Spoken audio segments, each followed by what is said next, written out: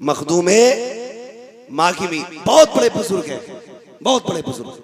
लेकिन याद रखिए अल्लाह वालों को इल्म और कुरान से सबसे प्यार होता है। ये जाहिल जो पीर आते हैं ना, कहते हैं जी हमारी लाइन अलग है और इनकी अलग है। जी हाँ, बिल्कुल सही कह के जाते हैं ना, वो बिल्कुल सही कह के जाते हैं। मैं उनकी बात की तायीद करता हूँ। वो कहते हैं हमारी लाइन अलग और इनकी अलग। मैं तायीद करता हूँ, बेशक तुम्हारी लाइन अलग है और हमारी अलग है। तुम्हारी लाइन सीधी जहन्नम की तरफ जाती है, हमारी लाइन सीधी जन्नत की तरफ जाती है। चैलेंज है मेरा, लाओ किसी लंगोटे वाले बाबा को, अगर 3 मिनट में पूरे कपड़े ना पहना दूं तो नाम बदल दे। आबरू लूट ली पूरी बेगैरतों ने इस्लाम की। उसमें पार्ट्स बना दिए, अलग अलग कर दिए। जिसे कहते कि नहीं जो सूफी होगा वो आलिम नहीं होगा, और मैं कहता हूं सूफी ही वो होता है जो आलिम होता है। मखदूम माकिमी बचपन। और एक बात और बता दूं, अक्सर कामयाब लोगों के पीछे माँ की दुआएं होती हैं। बेशक बेशक याद रखना मेरी बात, अक्सर कामयाब लोग आप पढ़ लीजिए, सब में माओ की दुआएं शामिल हैं। उन्हीं में एक जात ना सरकार मखदूम माहिमी की जात है।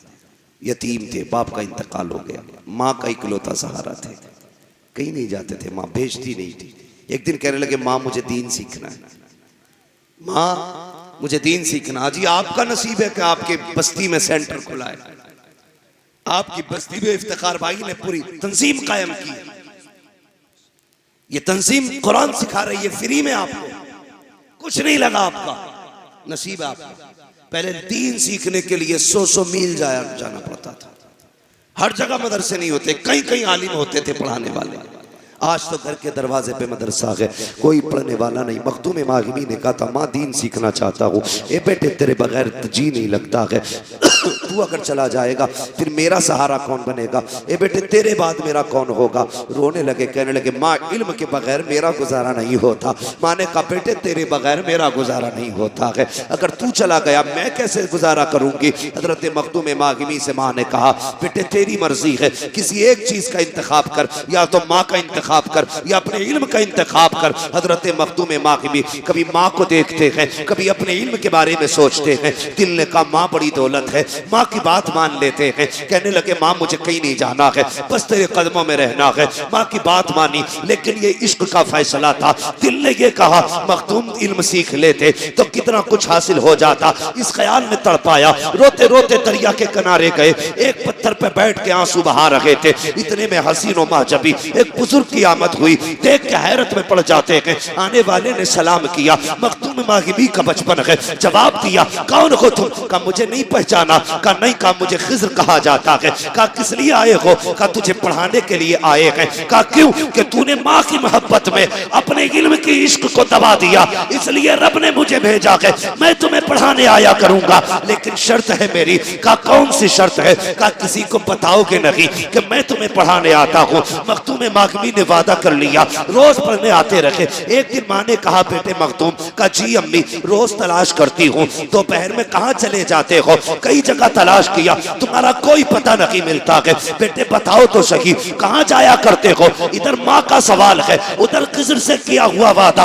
अगर बता दोगे तो कभी आएंगे नहीं। इधर माँ कहती है बेटे कहाँ जाता है? अब फिर दिल ने कहा खिज्र की मानू या माँ की मानू? तो हजरत मखदूम माहिमी कहते हैं पहले माँ की मानी थी तो रब ने खिज्र भेज दिया था, अब भी माँ की मान लेता हूँ, फिर वो कोई इंतजाम कर देगा। ये कह के आप कहते हैं आंख में आंसू आए, कहने लगे माँ मैं कहीं आवारा लड़कों में नहीं जाता, बल्कि मैं समंदर के किनारे जाता हूँ, वहां पढ़ाने के लिए मुझे खिज्र आया करते हैं, मैं उनसे तालीम हासिल करता हूँ। माँ खुश हो गई, बेटे को सीने से लगाया, कहा जा बेटे अब शौक से जाया कर। अल्लाह अकबर, इतना सुनना था हजरत मखदूम माहिमी की चीख निकल जाती है। कहते माँ क्या फायदा, उन्होंने वादा किया था किसी को बताओगे तो आएंगे नहीं। ए माँ बता दिया है वो पढ़ाने नहीं आएंगे। माँ ने बेटे को सीने से लगाया, आंचल उठाया, कहा या अल्लाह तू खूब जानता है मेरे बेटे ने मेरे लिए अपनी तालीम छोड़ दी है, ए परवरदिगार इसके इल्म का इंतजाम कर दे।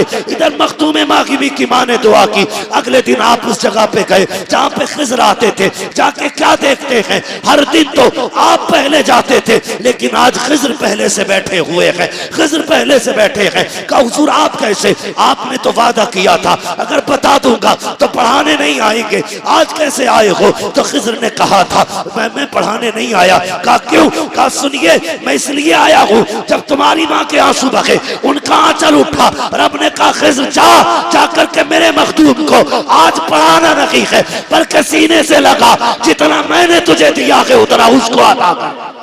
वाह वाह वाह, अरे भाई हजरत जिंदाबाद, वाह वाह वाह। ये इल्म है। आज जाके देखो दुनिया उनके मज़ार के चक्कर लगा रही है, चक्कर लगा रही है। हाँ खुदा की कसम कुरान क्या है, बात आ गई तो कह के ख़त्म कर लूँ।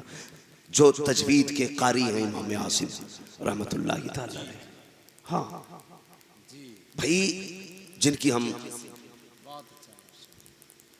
रिवायत पढ़ते हैं अक्सर, जानते हो एक दिन शागिर्द कहने लगे हुजूर आप कुरान पढ़ते हैं तो आपके मुंह से मुश्क की खुशबू क्यों आती है? तो आपने कहा था राज है रहने दो।